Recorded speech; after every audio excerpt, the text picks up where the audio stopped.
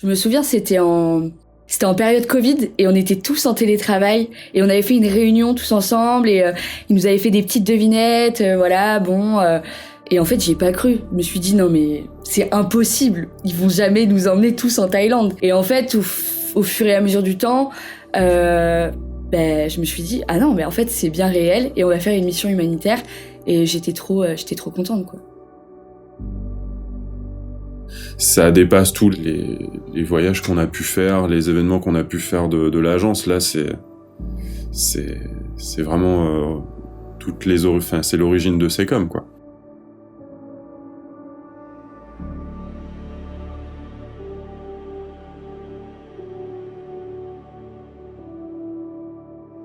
Pour le coup, j'ai jamais fait de voyage humanitaire.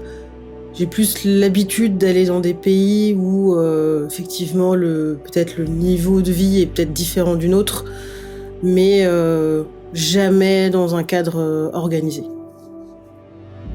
Là aussi, c'est pouvoir aider des personnes, ça donne du sens, un autre sens au voyage en fait. Quand on nous l'a annoncé, ouais, j'étais super content en tout cas.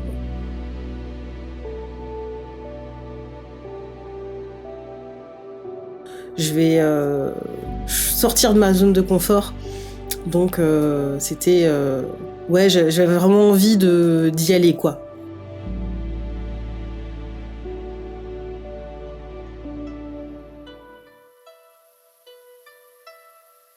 Au cœur de la ville de La Roche-sur-Yon, en Vendée, l'agence de création de sites internet Secom porte en elle l'essence de l'engagement social. Dirigée par Sonia, appelée Choix en Hmong, la co-gérante incarne auprès de son équipe tout ce qui symbolise l'engagement de soi au service des autres. Son dévouement s'étend au-delà des murs de l'agence, se manifestant au travers d'une association qu'elle préside, le Monde des enfants Hmong. Les Hmong, une minorité ethnique originaire d'Asie du Sud-Est, est un peuple aux racines à la fois guerrières et montagnardes qui a su, au travers des âges, garder ses coutumes, ses traditions et sa liberté.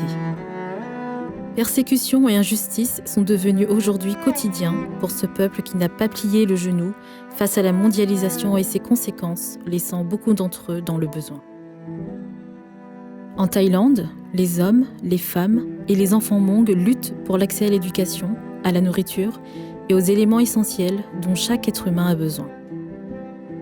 Sensible à cette réalité, Choix, avec l'aide de Yann et Gérald, décide de faire de la prochaine mission de Secom une aventure humanitaire en Thaïlande. Un retour aux sources pour elle et une opportunité pour son équipe de grandir humainement et spirituellement en s'offrant à l'autre. L'agence Secom se mobilise, unissant ses femmes et ses hommes autour d'un projet empreint de compassion. Ils organisent une soirée caritative pour lever des fonds, transformant ainsi leur savoir-faire pour la communication en un moyen de changer des vies. Je pensais pas voir autant de monde réuni pour l'assaut dans une grande salle des fêtes comme ça. On a pu inviter aussi nos proches, on a pu inviter des clients de l'agence. De voir Yann, Sonia et puis Dao aussi parler face à tout le monde, d'expliquer leur histoire, etc. J'ai vraiment ressenti en fait ce qui se passait au village, etc. Je me suis crue là-bas. De se dire que on va partir en voyage et que y a autant de gens qui peuvent nous aider à participer à l'action humanitaire, quoi.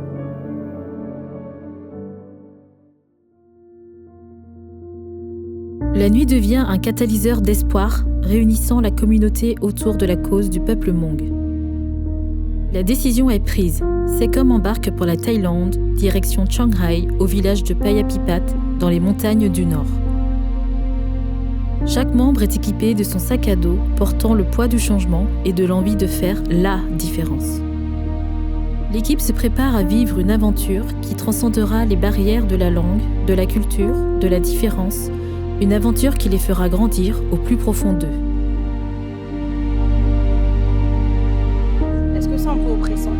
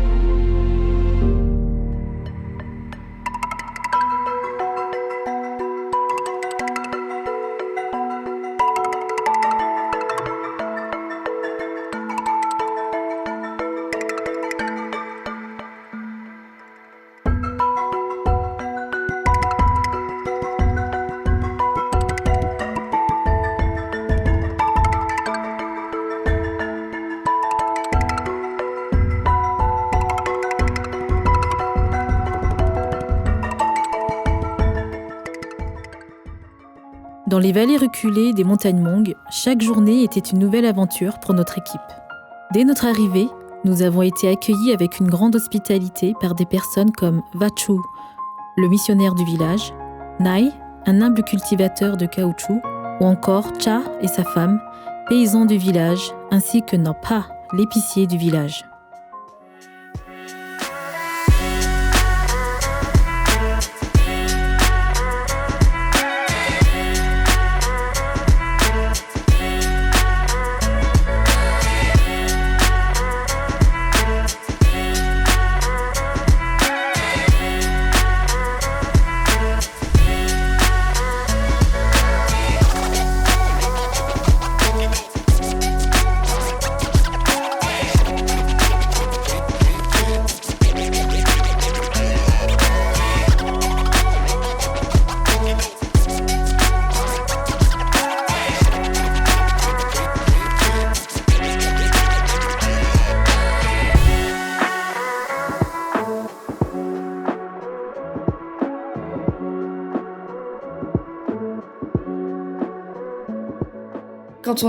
Quand on a quitté Chiang Rai, je crois, c'était quand on a quitté Chiang Rai pour monter dans les montagnes, je regardais partout, je me suis dit mais il est où ce village ? Un village sur les crêtes, donc déjà c'est assez hors du commun parce que le village il est tout en long, il part un peu à droite à gauche mais il est principalement sur la crête. Et quand on est arrivé au village, Ouais, j'ai dit waouh, c'est comme dans les films d'avant que j'ai vus, quoi. C'est vraiment en fait parce que comme depuis tout petit, je suis plongé aussi dans les films Hmong parce que mes parents ils regardent les films Hmong. Et c'est vrai que c'est vraiment typique des films, c'est-à-dire des maisons pas du tout structurées, un peu posées un peu partout. ça m'a fait un choc un peu de me dire ah ça y est on est arrivé, on y est quoi, c'est le moment quoi. Ouais, c'est la consécration en fait de aussi tout le voyage qu'on vient de faire. Je me rendais pas trop compte, en fait, de là j'ai de l'appréhension, ou j'ai du stress, ou j'étais juste dans le moment présent. Là, c'est vrai qu'on a envie de pousser toutes les portes, d'aller voir tous les habitants, d'aller voir les enfants. Pour moi en tout cas c'était hyper émouvant en vrai, même si je le montre pas trop, c'était waouh quoi en fait quand je suis arrivé. Une des expériences les plus marquantes de notre voyage a été notre visite des écoles de plusieurs villages de la région. Accompagnés des bénévoles de Nadine House Education, l'enthousiasme et la joie des enfants pour l'apprentissage nous a tous impressionnés. Leur désir d'aller à l'école et de découvrir de nouvelles choses était palpable et cela nous a profondément touchés.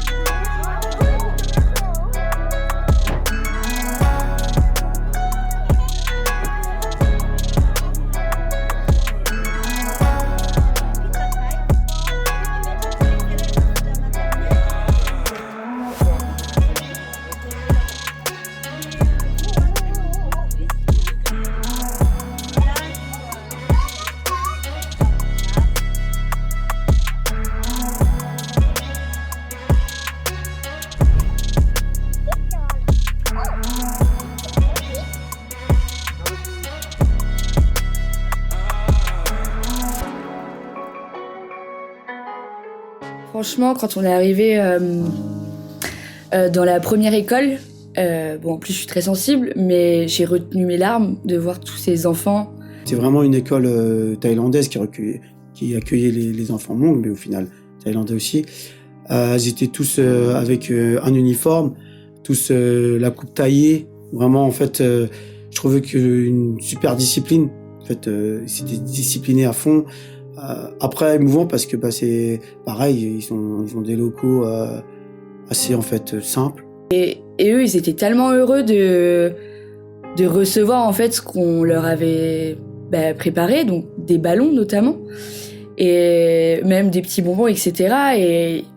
Et en fait, quand j'ai fait la distribution, je crois que c'est vraiment mon meilleur souvenir, c'est cette distribution de donner quelque chose main à main en fait à l'enfant qui lui te regarde et qui est émerveillé par ce que tu lui donnes, alors qu'au final c'est pas grand chose. Donc vraiment ça m'a rendu un peu triste en fait de voir ça. La deuxième école, quand on est allé, c'était des réfugiés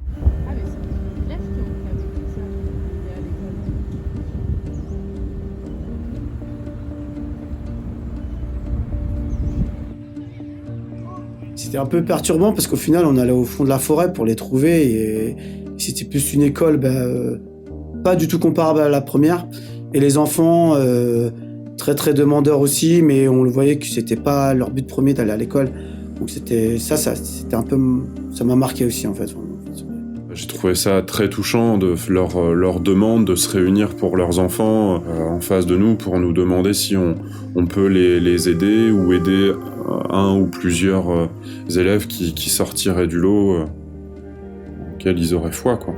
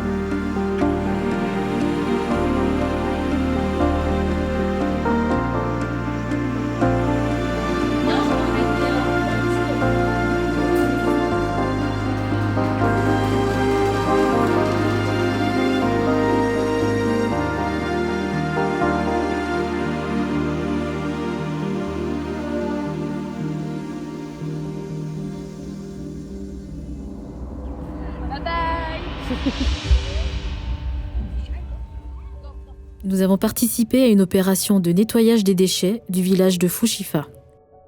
Contre toute attente, cette action qui nous paraissait banale a fait réagir les autorités locales qui, pour l'occasion, nous ont organisé un accueil chaleureux fait de discours et de cérémonies, nous remerciant pour notre investissement pour leur village. Avec le soutien de militaires et de locaux mobilisés spécialement pour cette journée, nous avons travaillé main dans la main pour nettoyer le village de ses déchets, en grande partie plastiques. Cette expérience de solidarité et de préservation de l'environnement a renforcé notre lien avec la communauté Hmong et, nous l'espérons, aura fait naître chez certaines personnes l'engagement pour la préservation de leur terre et de notre terre.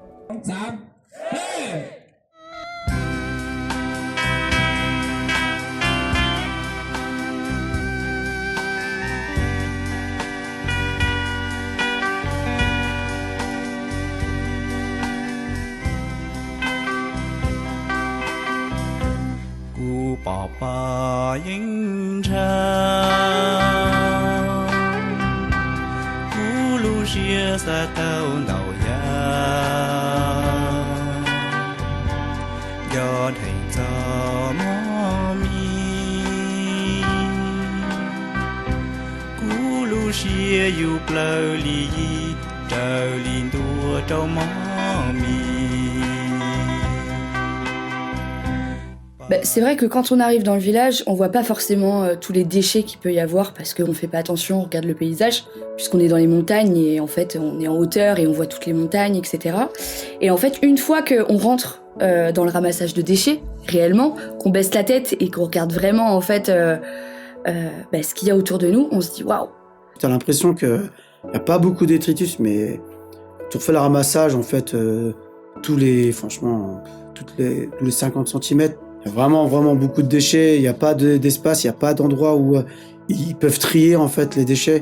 Donc je pense que ça a fait du bien. Là où il y avait beaucoup de déchets, finalement, là, les ramasser, être sensibilisé à tout ce qui se passe derrière un déchet, tout l'impact qu'il y a derrière un déchet, j'imagine que ça a eu un impact positif sur le long terme et pas juste se dire j'ai ramassé des déchets, c'est propre pendant quelques temps. Du coup, c'est dit, ah ma mince, on a des gens de l'extérieur qui arrivent et qui ramassent nos déchets. Donc peut-être que ça va faire bouger les choses. Mais en effet, les terres en Thaïlande sont très polluées et ça représente un gros problème au niveau environnemental, quoi.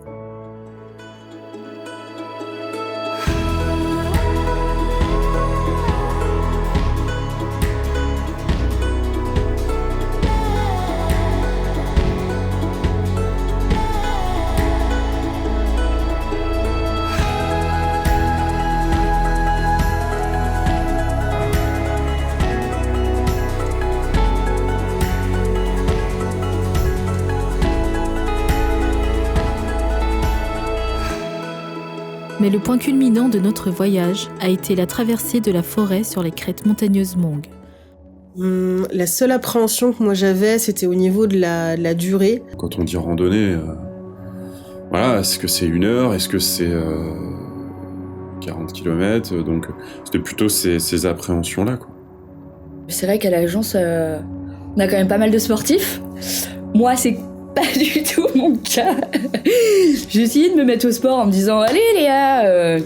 Et en fait, j'ai essayé de m'y mettre. Bon, j'ai pas vraiment tenu en fait mon engagement avant de partir. Donc j'y suis allée un peu en touriste. Est-ce qu'on va réussir à rester tous ensemble? Est-ce qu'on va réussir à aller au bout? On n'est pas sur de la randonnée en haute montagne. Donc ma problématique, c'était est-ce que je vais pouvoir assumer 2 jours entiers de marche et surtout sur un terrain qui est un peu comme ça, quoi.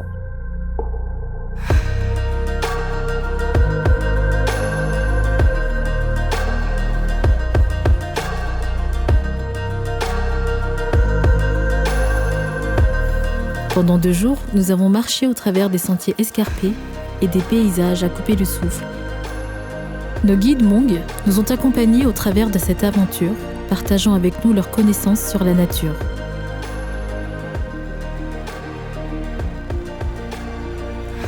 Chaque arbre, chaque plante trouvait son utilité.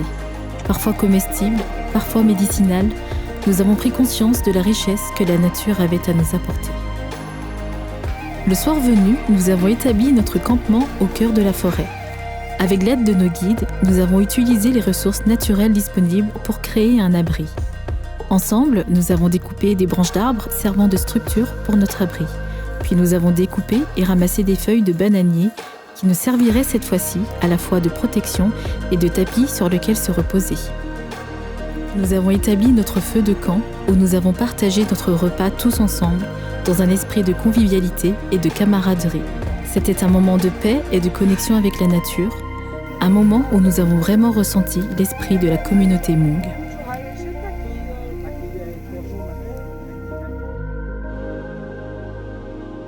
Au moment des adieux, nos cœurs étaient remplis de gratitude envers ces personnes au grand cœur.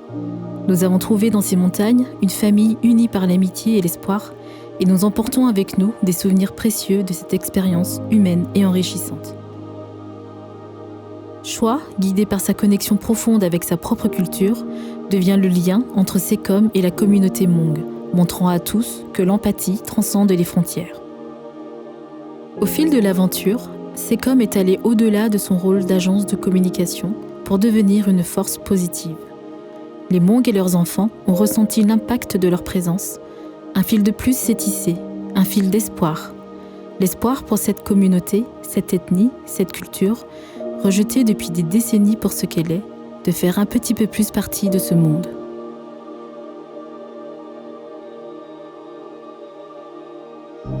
La mission en Thaïlande n'est pas une campagne de charité.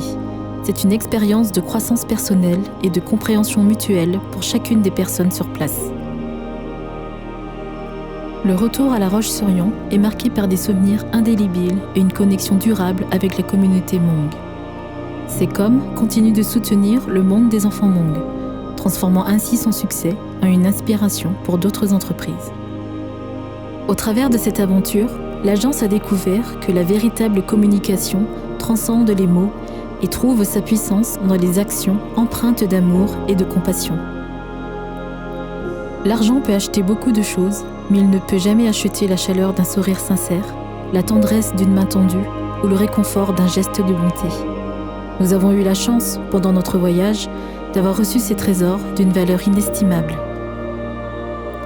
L'histoire de Sekom et des enfants Hmong a pris racine, résonnant dans le cœur de chacun, prouvant que chaque entreprise a le pouvoir de changer le monde, un pas à la fois.